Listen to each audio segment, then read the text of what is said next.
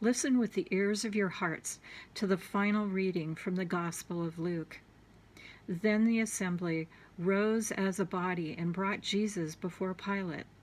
They began to accuse him, saying, "We found this man perverting our nation, forbidding us to pay taxes to the emperor, and saying that he himself is the Messiah, a king." Then Pilate asked him, "Are you the king of the Jews?" And he answered, "You say so." Then Pilate said to the chief priests and the crowds, "I find no basis for an accusation against this man." But they were insistent and said, "He stirs up the people by teaching throughout all Judea, from Galilee, where he began, even to this place."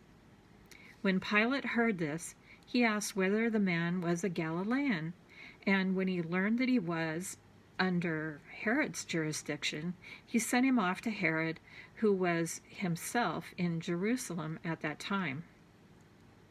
When Herod saw Jesus, he was very glad, for he'd been wanting to see him for a long time, because he'd heard about him and was hoping to see him perform some sign.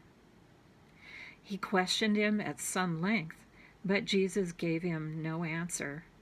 The chief priests and the scribes stood by, vehemently accusing him.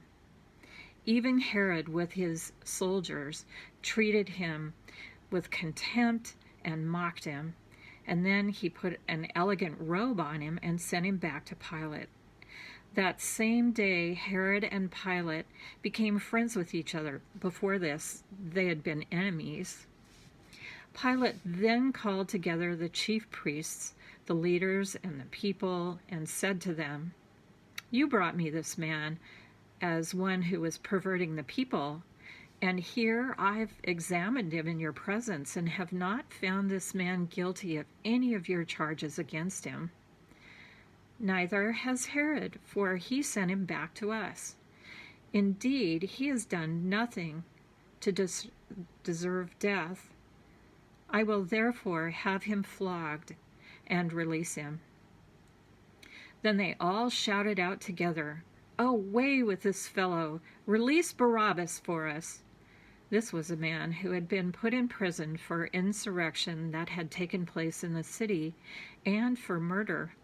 Pilate, wanting to release Jesus, addressed them again, but they kept shouting, "Crucify! Crucify him!" A third time he said to them, "Why? What evil has he done? I have found in him no ground for the sentence of death. I will therefore have him flogged and then release him." But they kept urgently demanding with loud shouts that he should be crucified, and their voices prevailed. So Pilate gave his verdict that their demand should be granted.